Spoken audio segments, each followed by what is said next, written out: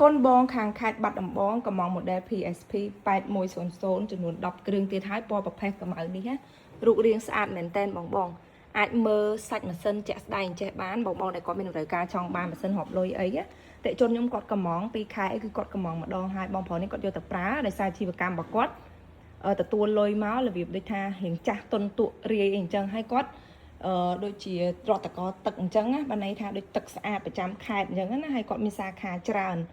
ដូចជាមិនមែនតែមួយខេត្តហ្នឹងឯងមានខេត្តផ្សេងទៀតអញ្ចឹងគាត់កំងច្រើនមែនតែនហើយគាត់ប្រើធន់ប្រើស្រួលពេលដែលខាងគាត់ប្រើហើយមានការដីហុយអីអញ្ចឹងត្រូវសម្អាតជួសជុលអីក៏យើងមានសេវាថែទាំសម្អាតជួសជុលទៀតអញ្ចឹងគាត់ជាប់មួយខាងយើងតែម្ដងអញ្ចឹងបើសិនជាបងដែលមានតម្រូវការចង់បានម៉ាស៊ីនរាប់លុយកុំភ្លេចតាក់ទងមកពួកយើងមានច្រើនម៉ូតច្រើន model ហើយនេះគឺជាកេស model PSP 8100ដែល best seller ប្រចាំហាងណាបងប្អូនមើលទៅយើងមានថែមួយ set ជូនគាត់តែម្ដងហើយបងមានតម្រូវការចង់បានម៉ាស៊ីនម៉ូតផ្សេងក៏យើងមានដែរអញ្ចឹងបងអាចតាក់ទងមកយើងប្រឹក្សាយោបល់ជូនណាអរគុណច្រើន